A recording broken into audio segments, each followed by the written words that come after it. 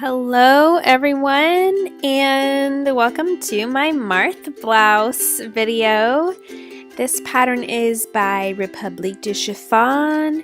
It has been on my list for quite a while and I don't know what took me so long to make this because I love this shirt.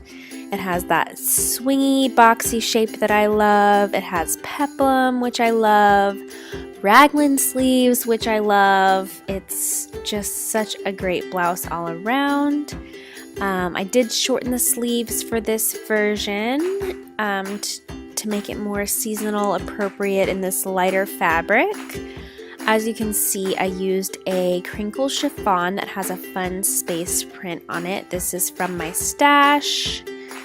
I chose to leave the chiffon in the sleeves and peplum, but I lined the bodice so that I wouldn't have to wear an undershirt or anything. And that worked out great because, as you will see in a bit, I was able to clean finish everything with the bodice lining, and it looks great on the inside. Here's a closer look at the back and my cute little clean finished keyhole and button that I love.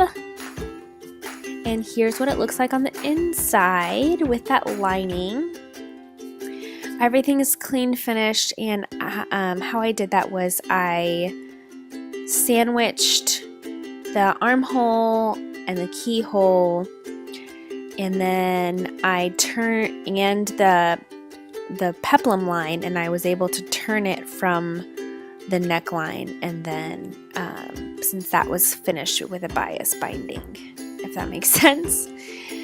Beautiful bias binding on the neckline, clean finish in the front. I love, love, love this blouse. I'm going to wear it all the time. It's of course navy, which is one of my favorite colors to wear. A fun print, which I always love. Go out and make this blouse now, and happy sewing.